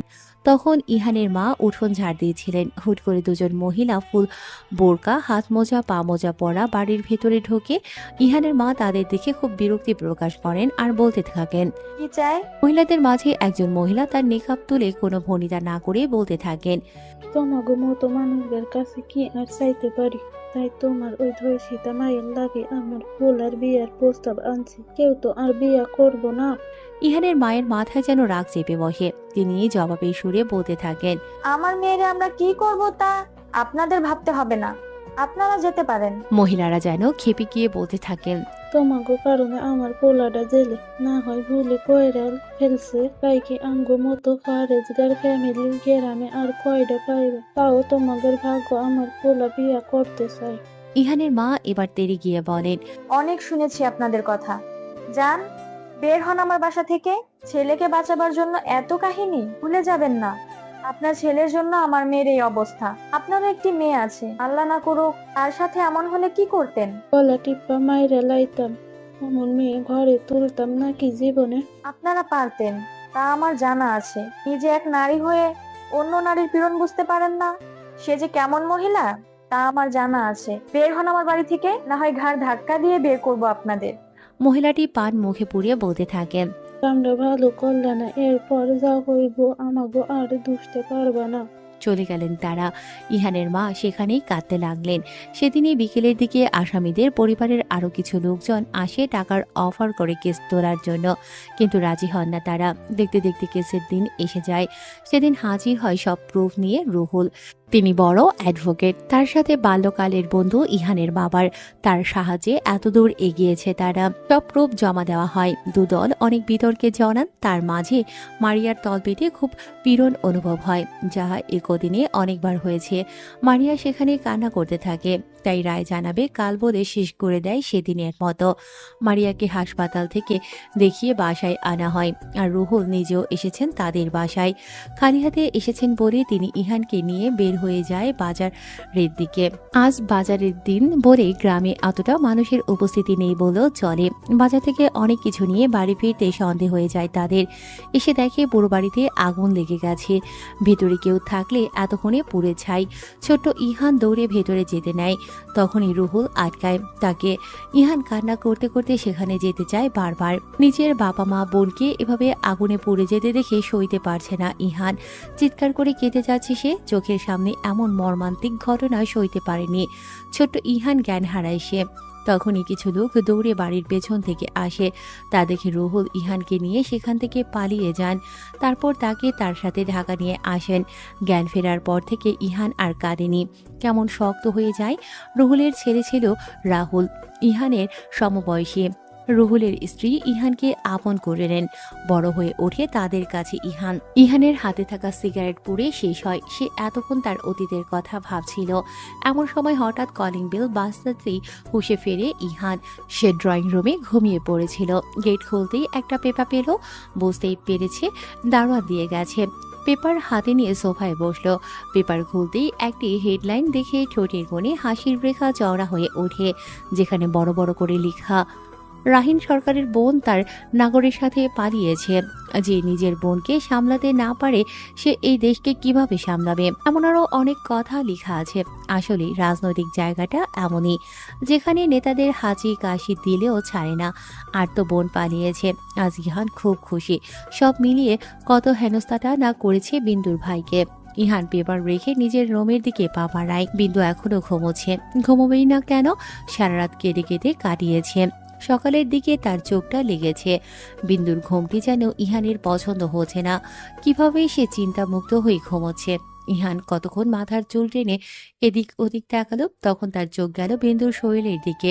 কাপড় ঠিক নেই, তার পেট থেকে কামিজটা সরে গেছে। ইহানের হঠাৎ তার বোন মারিয়ার কথা মনে পড়ে। সাথে সাথে চোখ মুখ শক্ত করে। পাশে থাকা জ্বলন্ত মোম এনে বিন্দুর পেটের কাছে হেলে ধরে। জ্বলন্ত মোম গলে গলে বিন্দুর পেটে ফোঁটা ফোঁটা পড়তেই বিন্দু চিৎকার করে উঠে বসে। বিন্দু ইহানের দিকে তাকিয়ে দেখে ইহান জ্বলন্ত মোমবাতি নিয়ে দাঁড়িয়ে আছে। বিন্দুর পেট জ্বালা করছে খুব। বিন্দু চিৎকার করে বলে ওঠে, আপনি মানুষ, এমন করলেন কেন? কি করেছি আমি? ইহান মোমটা তার জায়গায় রেখে বিন্দুর গালে চেপে ধরে বলতে থাকে, কি করিসনি সেটা বল। তোরা আমার সুখ শান্তি সব কেড়ে নিয়েছিস, আর এখন আরাম করে ঘুমাচ্ছিস। তা কেমনে হতে দেই বল? মুখটা ঝাড়া দিয়ে সরিয়ে দিয়ে বলতে থাকে। কাউকে ছাড়বো না আমি। বিন্দুর মুখের উপর আঙুল তুলে বলতে থাকে। Mind it. চলে যায় ইহান। বিন্দু আবার কাঁদতে লাগে বসে। আয়নার সামনে একটি তোয়ালে পেঁচিয়ে দাঁড়িয়ে নিজের শরীর খুঁটিয়ে খুঁটিয়ে দেখতে ব্যস্ত ঝিনুক। আর ভাবছে, কি নেই আমার, উল্টো সবার থেকে দেখতে অনেক আকর্ষণীয় আমি। যে কোনো সুদর্শন ছেলে আমার সাথে যেতে চায় একবার না শতবার। কিন্তু ইহান, ওর আমার প্রতি কেন টানই নেই? কেন? আমি তো ওকে সেদিন অনেক খুশি করেছিলাম, তাহলে কেন সে আমায় চায় না? তোয়ালেটা খুলে ফেলে দেয় ঝিনুক আর বলতে থাকে, এই যে স্পর্শ তুমি করেছো, আমি যে ভুলতে পারছি না, আর তোমাকেও ভুলতে দেব না। আমি তোমাকে আমার করে ছাড়বো। সকাল থেকে ইহানের কোনো নামগন্ধ পাচ্ছে না বিন্দু। তাই ধীরে ধীরে নিচে নেমে আসে সে। সদর দরজা খোলা, তার উপর নিচে কেউ নেই। যেই না ছুটে বের হতে নেবে অমনি হাতে হ্যাঁচকা টান খায় বিন্দু। পেছনের দিকে ফিরে মানুষটিকে দেখে ভয়ে কেঁপে ওঠে সে আর বলতে থাকে, আপনি? ইহান এসে দাঁড়িয়েছে সামনে। সে প্রশ্ন করে, কোথায় যাওয়া হচ্ছিল বিন্দু? হাত ছাড়াতে ছাড়াতে বলতে থাকে বিন্দু, প্লিজ আমাকে যেতে দিন। কি করেছি আমি আপনার? ইহান বাঁকা হেসে বলতে থাকে। এত সহজে না বেবি। মুহূর্তেই মুখের ভাব পাল্টে দাঁতের দাঁত চেপে বলতে থাকে, আর তোমার এত সাহস হলো কেমনে আমার কাছ থেকে পালানোর? তুমি কি ভুলে গেছো তুমি আমার বিয়ে করা স্ত্রী? স্ত্রী কথাটা শুনে মেজাজ বিগড়ে যায় বিন্দুর। বিন্দু চিৎকার করে বলে ওঠে, কিসের স্ত্রী? আমি এই বিয়ে মানি না। আমি থাকবো না আপনার সাথে। আজ নয়তো কাল আপনার মতো কাফিরের থেকে অনেক দূরে চলে যাব। দরকার হলে আপনাকে খুন করে ফেলবো আমি। ইহানের কাছে এটা জোকস মনে হলো। বিন্দুর হাত ছেড়ে হো হো করে হাসতে লাগলো। তার হাসি পুরো বাড়ি গুঞ্জন সৃষ্টি করে। বিন্দুর যেন ভয় জেগে বসলো। বসারই কথা, কাল থেকে এখন পর্যন্ত কত কি না তার সাথে করছে। আর এখন তো পালাতে চেয়েছিল। এখন না জানি কোন কষ্ট দিয়ে বসে। ভয়ে দু একবার শুকনো ঢোক গিলে বিন্দু। তারপর ধীরে ধীরে নরম সুরে বলে ওঠে, কি চান আপনি আমার কাছে? এমন কেন করছেন? আমি তো কিছু করিনি আপনার। দেখুন, আমার বাবা ভাইয়ের মান সম্মানের বিষয়, প্লিজ যেতে দিন। তার উপর কদিন বাদে আমার বিয়ে, আমি ফিরে না গেলে অনেক বাজে অবস্থায় পড়বে, প্লিজ। ইহান দুহাত বেঁধে খুব মনোযোগ দিয়ে কথাগুলো শুনল। তাকে এমন শান্ত দেখে বিন্দু আবার বলতে থাকে, দেখুন, আজ আমার জায়গায় আপনার বোন থাকলে আপনার কেমন লাগতো বলেন? প্লিজ একটু বোঝার চেষ্টা করুন। বিন্দুর এই কথায় ইহান বাঁকা হাসল। সেই হাসির রেখা মুখে রেখেই বলতে থাকে, খুব ভালোবাসো বিন্দু তোমার ভাইকে। আচ্ছা, তোমার ভাই বাবা তারা কি তোমায় এতই ভালোবাসে? বিন্দু এবার চুপ করে গেল। বিন্দুকে চুপ করে থাকতে দেখে ইহান একটু শব্দ করে হেসে দিল। তারপর পাশের সোফায় শটান করে বসে পড়ল পায়ের উপর পা তুলে, কিন্তু নজর এখনো নিচের দিকে তাকিয়ে দুহাত মোচড়ানো বিন্দুর দিকে। বিন্দু খুব টেনশনে পড়লে দুহাত এভাবে মোচড়ায়। ইহান সেদিকে নজর রেখে বলতে থাকে, আমার থেকে পালানোর সে দুঃসাহস তুমি করেছো, তার জন্য তোমাকে শাস্তি পেতে হবে। কিন্তু তার আগে তোমার মন থেকে কিছুটা ভ্রম দূর করতে হবে। বিন্দু মাথা তুলে তাকায় আর এক ভ্রু কুঁচকে বলতে থাকে, ভ্রম? ভ্রম যা তোমার মনে পুষে রেখেছো তোমার বাপ ভাইকে নিয়ে। কি বলতে চাইছেন? ইহান এবার উঠে এসে বিন্দুর সাথে ঘেঁষে দাঁড়ায়। তারপর বিন্দুর ডান হাতের বাহু চেপে ধরে উপরে নিয়ে যেতে থাকে। আর বিন্দু এদিকে ব্যথায় চিৎকার করে বলে ওঠে। প্লিজ আমার বাহু ছাড়ুন, ব্যথা করছে। ব্যথায় দু চোখে পানি চলে আসে তার। ইহান এবার তার রুমে এসে ঝটকা মেরে ফেলে দেয় বিন্দুকে। বিন্দু নিচে পড়ে যায়। তখন ইহান বিন্দুর সামনে হাঁটু গেড়ে বসে বলতে থাকে, বিন্দু, তুই খুব বকিস রে সেই ছোট থেকেই। কেন এত অবহেলার পরও চিনতে পারিস না তোর বাপ ভাইকে? বিন্দু ইহানের কথায় চমকে যায় আর বলতে থাকে, ছোট থেকে মানে? আপনি কি আমাকে চিনতেন আগে থেকে? কে আপনি? বিন্দুর প্রশ্নে ইহান হাসল, যেটা কোনো সুখের হাসি না, চাপা কষ্টের হাসি, যা বিন্দু খুব করে বুঝতে পারছে। কেন জানি বিন্দুরও এই হাসিতে কষ্ট লাগলো। কেনই বা এই ব্যক্তিটিকে দেখে তার পরিচিত মনে হচ্ছে, আর কেনই বা এই লোকটি তাকে টানছে। তার প্রতিটি বাক্য বিন্দুর বিশ্বাস করতে ইচ্ছে করছে। জানিস বিন্দু, আমাদের সমাজে প্রতিটি মানুষের দুটি রূপ আছে, কারো ভালো কারো খারাপ। কেউ কেউ তার ভালো দিকটি প্রকাশ করে, কিন্তু সেই ভালো মানুষের আড়ালে খারাপ দিকগুলো লুকায়িত রাখে। আবার কেউ খারাপ দিকটি বহিঃপ্রকাশ করে যায়, কিন্তু ভিতর থেকে একজন ভালো মানুষটা লুকিয়ে রাখে। তোর বাপ ভাই সেই প্রথমটার মতো। যারা বিন্দু ইহানের কথায় কিছুই বুঝতে পারল না। সে প্রশ্ন চোখে চেয়ে রইল। ইহান আবার হাসলো আর বলল, বিন্দু, তুই সত্যি বড্ড বোকা। বাপ ভাইয়ের কথা রাখতে তোর নিজের লাইফটাই শেষ করে দিতি রে। কি বলতে চাইছেন? আর এত পেঁচাচ্ছেন কেন? সোজাসুজি বলেন যা বলার। ইহান আবার বিন্দুর কাছে এগিয়ে গেল। মাটি থেকে বিন্দুকে তুলে আরামসে বিছানায় বসালো। তার পাশে সেও বসলো। বিন্দু সবকিছু বিস্ময়ের চোখে দেখছে। বিন্দুর দুগালে ইহানের দু হাত রাখতে বলতে থাকে, আমি শুধু জুলিয়েটকে বাঁচাতে চাইছি। বিন্দু চমকে ইহানের দিকে তাকায়। জুলিয়েট নামটা শুনে বিন্দুর মনে থক করে ওঠে। সে ইহানের বোন মারিয়ার দেওয়া ডাক নাম ছিল। তাহলে কি উনি? সে কাপা কাপা কণ্ঠে বলে ওঠে, কে আপনি? ইহান এবার বুঝতে পারে বিন্দু কিছু একটা বুঝতে পেরেছে। সে বিন্দুকে ছেড়ে গটগট করে বের হয়ে যায় রুম থেকে। তখনই বিন্দুও যেতে নেয় পিছু, কিন্তু পারে না। ইহান রুমের দরজা লাগিয়ে দিয়েছে বাহির থেকে। বিন্দু এবার কেঁদে দেয়। সে চিৎকার করে বলতে থাকে, ইহান ভাইয়া, প্লিজ দরজা খোলেন, প্লিজ আমার কথা শুনুন, প্লিজ। ইহান চলে গেছে। বিন্দু দরজার পাশে বসেই কান্না করছে আর ভাবছে। তুমি তোমার ফ্যামিলিরা সব তো পুড়ে গিয়েছিলে তাহলে? অনেক প্রশ্ন জেগে বসেছে তার মনে, কিন্তু উত্তর যার কাছে সে চলে গেছে। কি করবে বিন্দু কিছুই বুঝতে পারছে না। বসে বসে জল ফেলছে শুধু। তার মনে এখন একই সাথে ভয়, কষ্ট এবং নতুন এক আশা কাজ করছে। যদি এ লোকটা সত্যিই তার ছোটবেলার বন্ধু ইহান হয়, তাহলে কেন সে এত নির্মম আচরণ করছে? প্রতিশোধের এই খেলাটা কি তার বাবা ভাইকে নিয়ে, নাকি অন্য কিছু? ছোটবেলার সেই স্মৃতিগুলো তার কাছে ঝাপসা হয়ে আসে, কিন্তু ইহানের স্পর্শ আর জুলিয়েট নামটা তার মনে গভীর ছাপ ফেলে যায়। এদিকে ইহান আজ আবার বাড়ি এসেছে ড্রিঙ্কস করতে। পাশে রাহুল বসে, হাতে তার ফোন, যা বারবার চেক করছে। বোঝাই যাচ্ছে কারো ফোনের জন্য অপেক্ষা করছে সে। তখনই ফোনের রিংটোন বেজে উঠল। সাথে সাথে রিসিভ করলো। ও পাশ থেকে কিছু শুনে মুখে একটা চওড়া হাসি দিয়ে বলতে থাকে, গুড জব, তোমার সম্মান তুমি পেয়ে যাবে। রাহুলের কথায় ইহান রাহুলের দিকে তাকায়। রাহুল বলে ওঠে, ডান। ইহানের মুখে রহস্যময় হাসি। রাহুল তখনই বলে ওঠে, আমাদের এবার যাওয়া উচিত। ইহান মাথা নেড়ে সায় দেয়। সে দ্রুত ড্রিঙ্কসের গ্লাস শেষ করে উঠে দাঁড়ায়। তার চোখে এখন স্পষ্ট বিজয়ের ছাপ। বিন্দুকে তার প্রতিশোধের খেলায় আনাটা কেবল শুরু ছিল, এখন আসল খেলা শুরু হবে। গভীর ঘুমে আচ্ছন্ন বিন্দু, কিন্তু চোখের কোণে এখনো ফোঁটা ফোঁটা জল জমে আছে। চোখ মুখ ফুলে লাল হয়ে আছে দেখেই বোঝা যাচ্ছে কাঁদতে কাঁদতে ঘুমিয়ে গিয়েছিল সে। ইহান সেই কখন থেকে ঘুমন্ত বিন্দুকে দেখে যাচ্ছে আর ভেবে যাচ্ছে, তোমাকে অনেক কষ্ট দিয়ে ফেলেছি বিন্দু, আর না, এবার তোমাকে আপন করে নেব। তুমি হয়তো ভাববে আমি কেন এভাবে তোমাকে বিয়ে করেছি, ভাবারই কথা। ঘুমন্ত বিন্দুর মুখের উপর এক হাত দিয়ে আদর করতে থাকে ইহান আর বলতে থাকে, কে? সেই ছোট থেকে ভালোবাসি রে বিন্দু, খুব। তোকে সবসময় খুশি রাখতে চাইতাম, কিন্তু তার আগেই সব এলোমেলো হয়ে গেল। আমি চাইনি এক নরক থেকে অন্য নরকে তুই যাস। তোর ভাই যে তোর বিয়ে এমন একজনের সাথে বিয়ে ঠিক করেছে যে তোকে বিয়ে করে নিয়ে বেঁচে দিত। তুই বল আমি তা জেনে শুনে কিভাবে ওদের কাছে ফেলে রাখতাম? আমি তো চাই আমার ছোট বিন্দু সুখে থাক।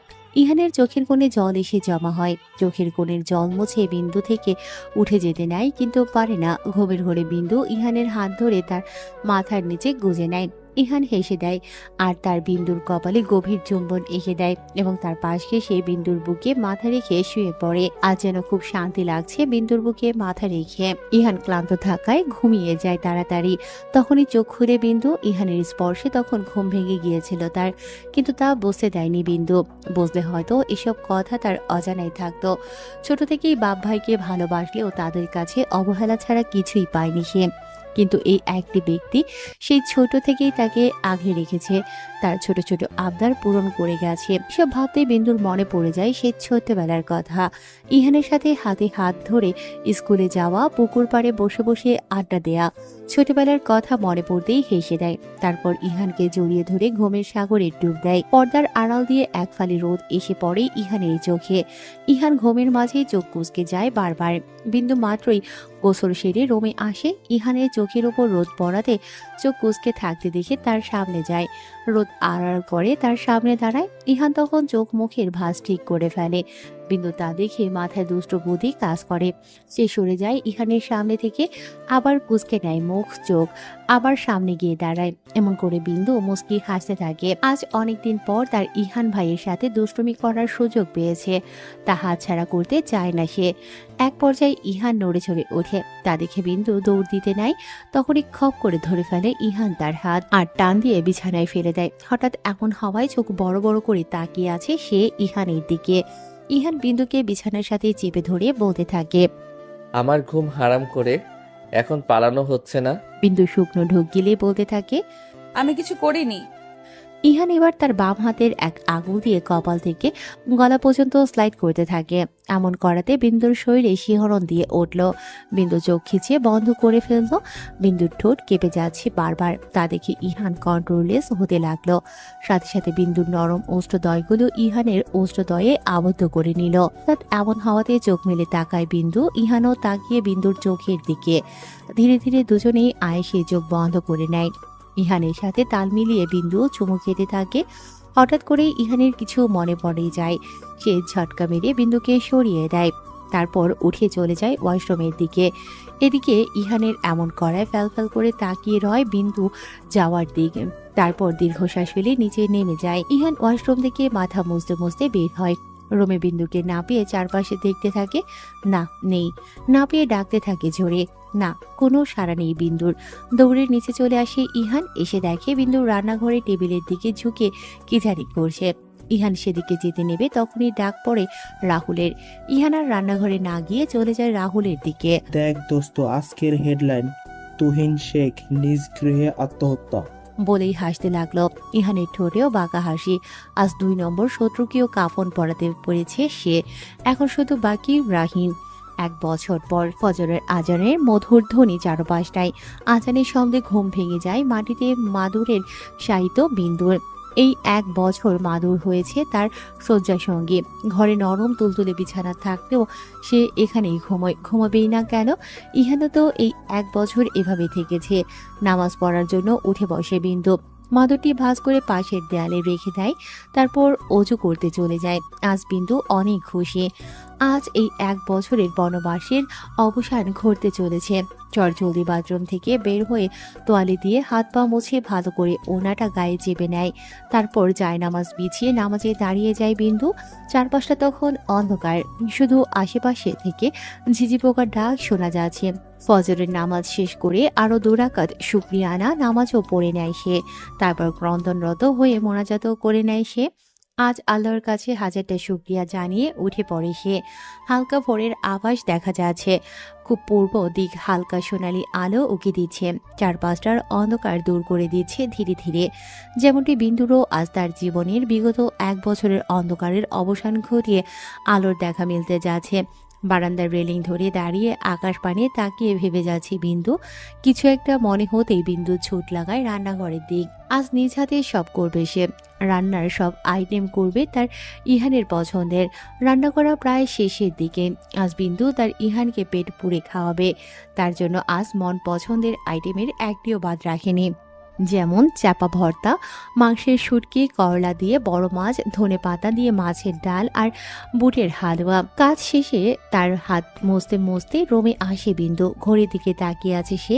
সময় যেন আজ কাটছেই না, আর যেন তর সইছে না তার। খাটের পাশে গিয়ে চুপটি করে বসে পড়ে বিন্দু। খাটের পাশে সেন্টার টেবিল থেকে একটি ছবি হাতে নিয়ে শাড়ির কোণা দিয়ে মুছে বলতে থাকে, আর কত অপেক্ষা করব? এই অপেক্ষা আমাকে যে কুড়ে কুড়ে খাচ্ছে। জলদি চলে আসেন না। দেখেছেন কি হাল হয়েছে তার? এত পেন কেন দেন? কাঁদতে থাকে বিন্দু। প্লিজ তাড়াতাড়ি আসেন, প্লিজ। কাঁদতে লাগলো বিন্দু আর ডুব দিল সেই বছরখানেক আগে তাদের বিচ্ছেদের দিনগুলিতে। 1 বছর আগে রাহিন আর তার বাবা মাথায় হাত দিয়ে বসে আছে। তাদের সামনে সেন্টার টেবিলে রাখা কিছু ছবি বিন্দু আর ইহানের বিয়ের, সাথে একটি খাম যেখানে আছে ফটোকপি করা একটি কাবিননামা, যা দেখে রাহিনের মা বারবার ফিট হচ্ছেন। রাহিনের স্ত্রী তার মাথায় পানি ঢালছেন বারবার। আমি জানতাম এই মেয়েটার জন্য নাক কাটবে আমাদের, আর তাই হলো। আর কি করব? আর এই ইহান কেমনে বাঁচলো? আমরা তো ওরে সহ। শোনো বাপ, আমাদের সাথে যারা জড়িত তারা অলরেডি মরে গেছে। আমার তো সন্দেহ ওগো এই পুচকে পোলাপাইন মারছে। চিন্তিত হয়ে পড়ছেন তারা। তারপর কাউকে কল করে রাহিন। কেটে দিল ফোন। ইহান আর রাহুল তার বাড়িতে ফিরে যায়। দেখ দোস্ত, এগুলো করাটা কি ঠিক? ঠিক। এখন ওরাই আমাদের কাছে ধরা দেবে। আমি শুধু নিজ হাতে রাহিনকে মারতে চাই। আমি তোর সাথে আছি ইহান। তুই আছিস তাই এত দূর এগিয়েছি। তোকে যে কি বলে ধন্যবাদ দিব। ছোট করছিস আমায়, তুই ভুলে যাচ্ছিস ভাই হোস আমার। জড়িয়ে ধরে রাহুলকে ইহান। তখনই ডাক পড়ে জোরে, ভাইয়া আসুন, নাস্তা রেডি। ইহান আর রাহুল দুজনেই খাবার টেবিলে আসে। বিন্দু আজও ইহানের পছন্দ মতো খাবার বানিয়েছে। পছন্দের খাবারগুলো চোখের সামনে পুরনো স্মৃতি মনে হতে থাকে তার। এই খাবারগুলো তার মা বোন খুব মজা করে রান্না করত, আর তাদের হাতে খুব আয়েশ করে খেতে বসত ইহান। ইহানের চোখে মুখে বিষণ্ণতা ফুটে ওঠে, যা বিন্দুর চোখে এড়ালো না। বিন্দু এসে ইহানের কাঁধে হাত রেখে বসালো। আজ বিন্দুরও কষ্ট লাগছে। তার ফ্যামিলির জন্যই আজ ইহান এত দূরে। ইহান চ্যাট টেনে খেতে বসলো। সাথে রাহুলও। ভাত বেড়ে দিতে থাকে বিন্দু। ইহান আর রাহুল মাত্রই ভাতটা মুখে দিল, তখনই ফোনটা বেজে ওঠে। বর্তমান বিন্দু সেই 1 বছর আগের স্মৃতি থেকে ফিরে আসে। তার হাত দিয়ে ছবিটি ধরে রাখে। এই ছবির মানুষটি তাকে এমন 1 বছর একা রেখেছে। তখনই ফোনের শব্দে বিন্দু চমকে ওঠে। দৌড়ে ঘর থেকে বের হয়ে আসে সে। কলিং বেলের আওয়াজ নয়, এটা দরজা ধাক্কানোর আওয়াজ। বিন্দু দ্রুত সদর দরজার দিকে যায়। দরজার ওপাশে কে তা সে ভালো করেই জানে। তার হৃদয় আনন্দে নেচে ওঠে। কে? দরজার ওপাশ থেকে পরিচিত কণ্ঠস্বর ভেসে আসে, আমি। দরজা খোল। ইহানের কণ্ঠ শুনে আনন্দে চোখ ভরে আসে বিন্দুর। 1 বছর পর এই কণ্ঠ শোনা যেন স্বর্গের সুখ। সে দ্রুত দরজা খুলে দেয়। দরজা খুলতেই দেখে ইহান দাঁড়িয়ে আছে। তার পরনে কালো পোশাক, চোখে শীতলতা। কিন্তু বিন্দু সেই শীতলতা দেখতে পায় না। সে শুধু তার ভালোবাসার মানুষটিকে দেখে। বিন্দু কিছু বলার আগেই ইহান ভেতরে ঢুকে। তার পেছনে ব্যাগপত্র নিয়ে রাহুল প্রবেশ করে। এই 1 বছর তুমি কোথায় ছিলে? কেন আমার সাথে কোনো যোগাযোগ করনি? ইহান বিন্দুর কথার কোনো উত্তর দেয় না। সে শুধু একবার ঘুরে রাহুলকে দেখে। রাহুল মাথা নেড়ে সায় জানায়। রাহুল, তুমি বরং এখন যাও, পরে কথা হবে। ঠিক আছে দোস্ত। রাহুল চলে যায়। ইহান এবার বিন্দুর দিকে তাকায়। বিন্দুর চোখে জল কিন্তু মুখে হাসি। তুমি খুব কষ্ট দিয়েছো আমাকে। আমি জানতাম তুমি ভুল কিছু করনি, কিন্তু কেন এই বনবাস? ইহান ধীরে ধীরে বিন্দুর কাছে আসে। তার মুখে কোনো হাসি নেই, কিন্তু তার চোখে এখন আর সেই প্রতিশোধের আগুন নেই, আছে এক গভীর মমতা। তুমি তৈরি হয়ে নাও, আমরা আজই এখান থেকে চলে যাব। বিন্দু অবাক হয়ে তাকায়। কোথায় যাব? ইহান তার কোনো উত্তর না দিয়ে বিন্দুর হাত ধরে। বিন্দুর শরীরে শিহরণ জাগে। 1 বছর পর এই স্পর্শ। বিন্দু ইহানের হাতে তার হাত শক্ত করে ধরে। সে জানে এই হাত তাকে আর কখনো একা রাখবে না। তোমার পছন্দের সব খাবার বানিয়েছি, খাবে না? খাবো, এখন নয়, আগে এখান থেকে বের হই। বিন্দু আর কথা বাড়ায় না। সে জানে ইহান যে কারণেই হোক তাকে দূরে রেখেছিল, সেটা এখন শেষ। তার জীবনে আবার শান্তি ফিরে আসে। তবে আমাদের সমাজে একটি প্রচলন আছে, বাড়া ভাত নাকি রেখে যেতে নেই। আজকের সমাজের মানুষ মানে না, বিন্দুও ঠিক তাই। তারপরও কেন জানি ইহান রাহুলকে এভাবে ভাত রেখে চলে যাওয়াতে বিন্দুর মনে খসখস করতে থাকে। সে বুঝতেই পারছে না এমন কেন হলো, কি এমন কল আসলো যে দুজনেই বের হয়ে গেল। আজ ইহানের সাথে থাকছে 1 মাস হলো। এই 1 মাসে ইহান এমনটি কখনো করেনি। সে খাবার অপচয়কারী মানুষদের যেন পছন্দ করে না, তেমনি নিজেও করে না। তখন ভাত মাখিয়ে 1 নলা মুখে দেবে, তখনই ফোন আসে ইহানের ফোনে। ফোনটি রিসিভ করতেই সাথে রং পাল্টে যায় তার মুখের। সাথে সাথে বলে ওঠে, আসছি। পাশে থাকা রাহুল কেবল হাতের ভাতের 1 নলা মুখে পুড়েছিল। ইহানকে এমনভাবে দেখে জিজ্ঞাসা করল। কি হয়েছে? ইহান হাত ধুতে ধুতে বলে, উঠে এখনই যেতে হবে, ফ্যাক্টরিতে মারামারি লেগেছে। আমি যাচ্ছি, তুই ভাত খেয়ে আয়। রাহুল সাথে সাথে উঠে হাত ধুয়ে বলতে থাকে। না, আমিও যাব, চল। আর কথা না বাড়িয়ে বের হতে নেয় তারা। তখনই বিন্দু তরকারির বাটি নিয়ে খাবার টেবিলে আসে। দেখে তারা চলে যাচ্ছে। তখন পেছন থেকে বিন্দু বলতে থাকে, ভাতটা শেষ করে যান। কোথায় যাচ্ছেন আপনারা? কোনো জবাব পায় না আর। তখন থেকে খসখস করছে তার মন। ফ্যাক্টরিতে এসে কাউকে দেখতে পায় না তারা, অথচ কলটি ফ্যাক্টরিতে লাগানো টেলিফোন বুথ থেকে এসেছে। তার উপর এই সময় সব গেল বই, কিছু মাথায় আসে না তাদের। তখনই পেছন থেকে রাহুলের আওয়াজ শোনা গেল। তাৎক্ষণিক পেছনে ফিরে মাটিতে লুটিয়ে পড়তে দেখে রাহুলকে। রাহুলের সাদা শার্ট লাল হয়ে গেছে মুহূর্তেই। হঠাৎ এমন হওয়াতে স্তব্ধ হয়ে যায় ইহান। চোখের সামনে প্রিয় বন্ধুকে ছটফট করতে দেখে আর সামলাতে পারছে না নিজেকে। অশ্রুসিক্ত নয়নে চিৎকার করে ডাকছে, কিন্তু কাউকে পাচ্ছে না। শেষ পর্যন্ত নিজেই গাড়ি করে হাসপাতালে নিয়ে আসে। হাত পা কাঁপছে ইহানের। আজ দ্বিতীয়বার তাকে সেই কাছের মানুষদের হারানোর পেন কেমন তা অনুভব করতে হচ্ছে। কেনই বা এত পেন তার জীবনে। রাহুলকে ওটিতে নেওয়া হয়েছে। পৃথিবীতে ইহানের যেমন কেউ নেই, তেমনি বাবা মা মারা যাওয়ার পর রাহুলেরও কেউ নেই। দুজন দুজনকে আঁকড়ে বেঁচেছে। আর আজ তার বন্ধু, তার ভাই এই পেন সহ্য করছে। ওটির সামনেই হাঁটু গেড়ে বসে কাছে ইহান। তখন চোখ মুখ শক্ত করে দাঁড়িয়ে পড়ে।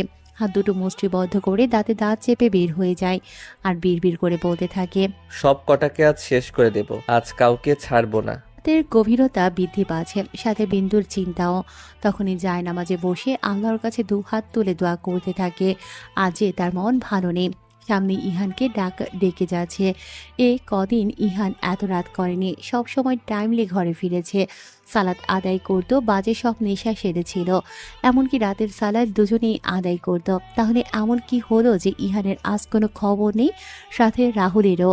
এই ছেলেটা যে বিন্দুকে ভাইয়ের মতো আদর করত। বিন্দুর কথাই এ বাড়িতেই থাকতো রাহুল। দিনগুলো তো ভালো কাটছিল, তাহলে কেন এসব হচ্ছে? প্রশ্নের উত্তর একটাও নেই তার কাছে। পুলিশের সামনে বসে আছে ইহান, সারা শরীরে রক্তমাখা, চুলগুলো এলোমেলো। হাতে থাকা ছুরিটি এগিয়ে দিয়ে বলে, আমি মাত্র খুন করে এসেছি 2টো, তার আগেও করেছি অনেকগুলো। একটি পেন ড্রাইভ এগিয়ে দেয়।